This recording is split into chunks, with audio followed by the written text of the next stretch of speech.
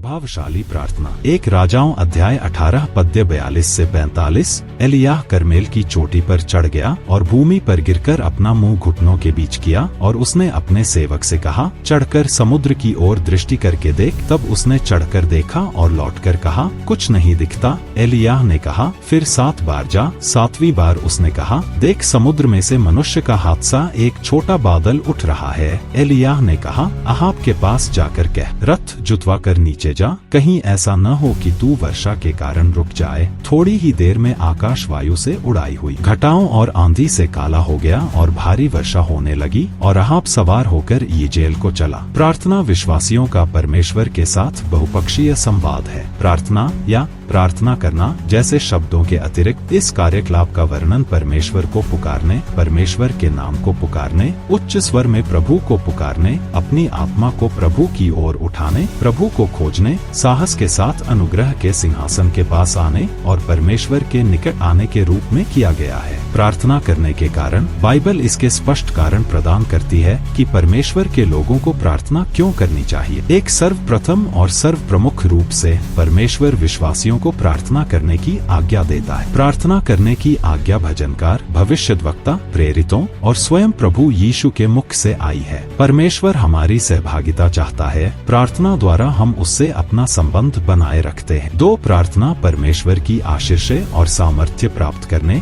और उसकी प्रतिज्ञाओं के पूरा होने में महत्वपूर्ण कड़ी है। बाइबल के अनेक अध्याय इस सिद्धांत को चित्रित करते हैं। उदाहरण के लिए प्रभु यीशु ने अपने विश्वासियों को यह वचन दिया कि यदि वे अपने स्वर्गीय पिता के द्वार पर मांगने, ढूंढने और खटखटाने में लगे रहेंगे तो वे उससे पवित्र आत्मा को प्राप्त करेंगे। अतः यीशु के स्वर्गारोहण के पश्चात ऊपरी कक्ष में उसके शिष्य निरंतर प्रार्थना में लगे रहे, और तब सामर्थ्य के साथ पिन्तेकुस्त के दिन पवित्र आत्मा उन पर उंडेला गया। जब प्रेरित यहूदी अधिकारियों द्वारा बंदी बनाए जाने और छोड़े जाने के बाद एकत्रित हुए, तब उन्होंने गंभीरता से प्रार्थना करते हुए सुसमाचार के प्रचार के लिए साहस और प्रभाव मांगा। जब वे प्रार्थना कर चुके तो वह स्थान जहां वे एकत्रित थे हिल गया, और वे सब पवित्र आत्मा से परिपूर्ण हो गए और परमेश्वर का वचन हियाव से सुनाते रहे। प्रेरित पौलुस ने स्वयं के लिए प्रायः प्रार्थना का अनुरोध किया, क्योंकि वह जानता था कि यदि मसीही उसके लिए निरंतर प्रार्थना करते न रहेंगे तो उसके कार्य सफल न हो सकेंगे। याकूब स्पष्टता से यह कहता है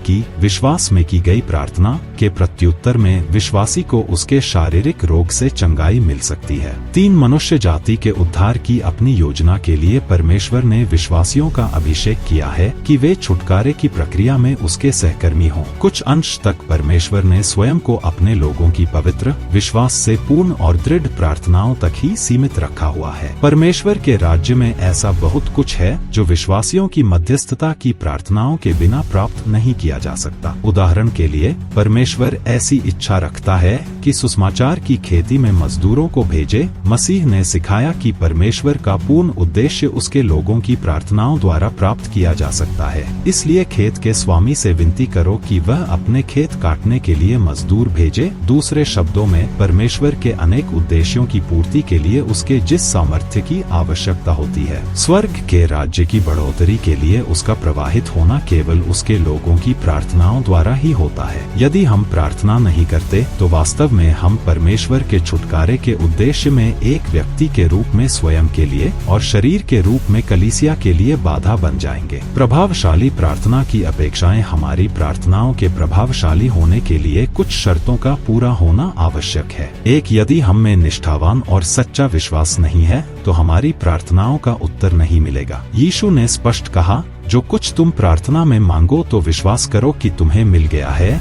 और वह तुम्हारे लिए हो जाएगा। एक दुष्टात्माग्रस्त बालक के पिता से उसने यह वचन कहा, विश्वास करने वाले के लिए सब कुछ संभव है। इब्रानियों की पत्री का लेखक हमें उत्साहित करता है, सच्चे मन और पूर्ण विश्वास के साथ परमेश्वर के समीप जाए, और याकूब भी हमें प्रोत्साहित करता है जब वह कहता है, विश्वास से मांगो और कुछ संदेह न करो। 2, प्रार्थना अवश्य यीशु के नाम में करनी चाहिए। स्वयं यीशु ने इस नियम को ठहराया जब उसने कहा, जो कुछ तुम मेरे नाम से मांगोगे वही मैं करूँगा कि पुत्र के द्वारा पिता की महिमा हो। यदि तुम मुझसे मेरे नाम से कुछ भी मांगोगे तो मैं उसे करूँगा। हमारी प्रार्थनाएं हमारे प्रभु के व्यक्तित्व, चरित्र और इच्छाओं के अनुकूल होनी चाहिए। 3 प्रार्थना तभी प्रभावशाली हो सकती है जब वह परमेश्वर की परिपूर्ण इच्छा के अनुसार हो, और हमें उसके सामने जो हियाव होता है वह यह है कि यदि उसकी इच्छा के अनुसार हम कुछ मांगते हैं तो वह हमारी सुनता है। यीशु की आदर्श प्रार्थना, प्रभु की प्रार्थना में की गई एक विनती इसकी पुष्टि करती है, तेरी इच्छा जैसे स्वर्ग में पूरी होती है वैसे पृथ्वी पर भी हो। गतसमनी में यीशु की स्वयं की प्रार्थना पर ध्यान दें। अनेक स्थानों पर हम परमेश्वर की इच्छा के विषय में जान पाते हैं क्योंकि उसने उसे बाइबल द्वारा हम पर प्रकट कर दी है। हम विश्वास रख सकते हैं कि परमेश्वर के वचन में की गई उसकी प्रतिज्ञाओं पर आधारित कोई भी प्रार्थना अवश्य ही प्रभावी होगी। एलिय्याह को विश्वास था कि इस्राएल का परमेश्वर अग्नि से और फिर वर्षा से उसकी प्रार्थना का उत्तर देगा, क्योंकि प्रभु का भविष्य सूचक वचन उसके पास पहुंचा था और वह पूर्ण रूप से आश्वस्त था कि कोई भी विधर्मी देवता इस्राएल के प्रभु परमेश्वर से अधिक या उसके समान सामर्थी नहीं था। अन्य अवसरों पर परमेश्वर की इच्छा तभी स्पष्ट हो पाती है जब हम गंभीरता से उसका निश्चित स्वरूप जानने का प्रयास करते हैं। जब किसी मुद्दे पर हम उसकी इच्छा जान लेते हैं तब हम निश्चय और विश्वास के साथ प्रार्थना कर सकते हैं और परमेश्वर उसका अवश्य उत्तर देगा। 4, हमें न केवल परमेश्वर की इच्छा के अनुसार प्रार्थना करनी है, परंतु यदि हम यह अपेक्षा रखते हैं कि वह हमारी सुने और उत्तर दे तो हमें परमेश्वर की इच्छा में होना भी है। परमेश्वर हमें वह सब कुछ देगा जो हम उससे मांगते हैं जब हम पहले उसकी धार्मिकता और स्वर्ग के राज्य की खोज करेंगे। प्रेरित यूहन्ना सुस्पष्ट रूप से यह कहता है,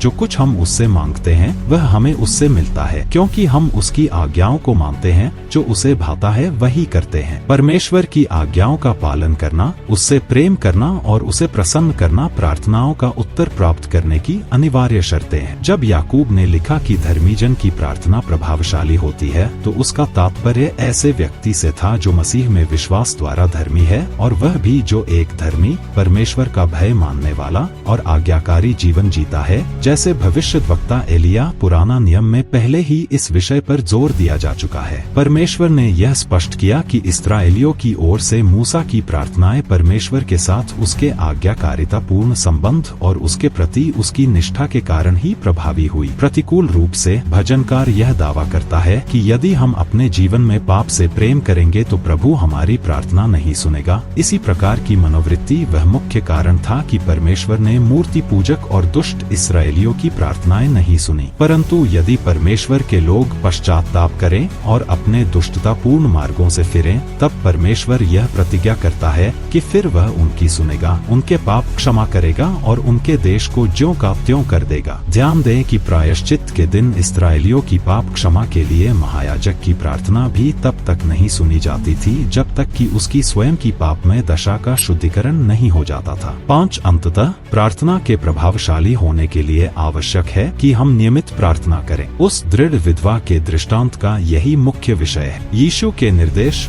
मांगो, ढूंढो, खटखटाओ हमें सिखाते हैं कि हमें प्रार्थना में दृढ़ प्रतिज्ञा रहना है। प्रेरित पौलुस भी हमें प्रार्थना के प्रति समर्पित होने के लिए प्रोत्साहित करता है। इसी प्रकार पुराना नियम के धर्मीजनों ने भी इस सिद्धांत को जान लिया था। उदाहरण के लिए, जब तक मूसा अपने हाथों को परमेश्वर की ओर उठाए हुए प्रार्थना में बना रहा, केवल तभी तक इस्राएली अमालेकियों के विरुद्ध अपने युद्ध में सफल होते थे। जब एलिय्याह के पास यह भविष्य सूचक वचन पहुंच गया कि वर्षा आ रही है, वह फिर भी दृढ़ता से प्रार्थना करता रहा जब तक वर्षा न आ गई। इससे पूर्व एक अवसर पर इस महत् भविष्यद्वक्ता ने तब तक गंभीरता और दृढ़ता से यह प्रार्थना की कि परमेश्वर सारपत की विधवा के मृत बेटे का जीवन लौटा दे, जब तक कि प्रभु ने उसकी प्रार्थना का उत्तर न दे दिया। प्रभावशाली प्रार्थना के पवित्र शास्त्रीय मूल तत्व और विधियाँ। एक कौन से तत्व प्रभावशाली प्रार्थना में निहित है? अप्रभावशाली रूप से प्रार्थना करने के लिए हमें सच्चाई के साथ परमेश्वर की स्तुति आराधना करनी आवश्यक है। बी निकटता से संबद्ध और इतना ही आवश्यक परमेश्वर को धन्यवाद देना है। सी जाने पहचाने पापों को स्वीकार करना विश्वास में की गई प्रार्थना का अनिवार्य भाग। डी परमेश्वर हमें यह भी निर्देश देता है कि हम अपनी आवश्यकताओं के अनुसार मांगे, जैसा याकूब लिखता है कि जो वस्तुएं हम चाहते हैं वे हमें इसलिए नहीं मिलती क्योंकि हम उन्हें मांगते ही नहीं या हमारे मांगने का उद्देश्य ही गलत होता है। ई और हमें दूसरों के लिए उत्साह पूर्वक प्रार्थना करनी चाहिए। 2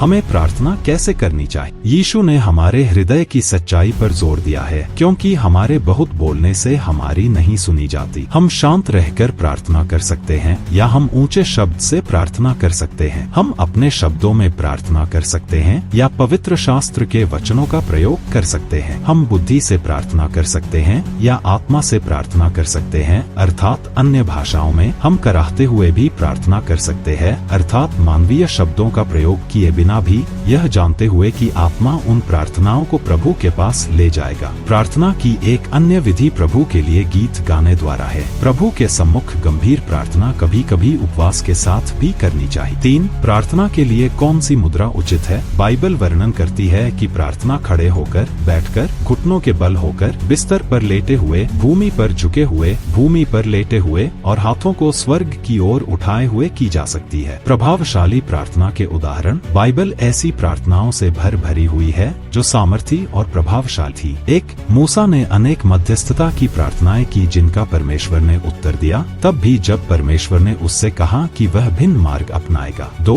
पश्चाताप से भरे शिमशोन ने पलिश्तियों को पराजित करने के अपने जीवन के उद्देश्य को पूरा करने के लिए एक और अवसर दिए जाने के लिए प्रार्थना की। परमेश्वर ने इस प्रार्थना का उत्तर उसे उस इमारत के स्तंभ गिरा देने की शक्ति प्रदान करने के द्वारा दिया जिसमें वह उनके देवताओं की शक्ति का उत्सव मना रहे थे। 3 भविष्यद्वक्ता एलियाह की कम से कम 4 सामर्थी प्रार्थनाओं का उत्तर मिला। सभी ने इस्राएल के परमेश्वर को महिमा दी। 4 राजा हिजकिय्याह रोगी हुआ और यशायाह द्वारा उसे यह बताया गया कि वह मर जाएगा। उसे ऐसा प्रतीत हुआ कि उसका जीवन व कार्य अधूरा है और तब उसने दीवार को और मुँह कर गंभीरता से परमेश्वर से और समय के लिए प्रार्थना की। परमेश्वर ने यशायाह को वापस भेजा और उसे चंगाई देने और उसकी आयु में 15 वर्ष जोड़ देने का आश्वासन दिया। 5 निसंदेह दानियेल ने शेरों की मांद में परमेश्वर से प्रार्थना की होगी कि उनके मुंह से उसे छुड़ाया जाए और परमेश्वर ने उसकी प्रार्थना सुनी। 6 आरंभिक मसीहियों ने गंभीरता से पतरस की कारावास से मुक्ति के लिए प्रार्थना की थी और परमेश्वर ने एक स्वर्गदूत को भेजा कि उसे मुक्त कर दे। ऐसे उदाहरणों द्वारा हमारे भीतर एक पवित्र इच्छा और विश्वास जागृत होना चाहिए कि हम भी बाइबल में दिए गए सिद्धांतों के अनुसार प्रभावशाली रूप से प्रार्थना कर सकें। सभी को जय मसीह की।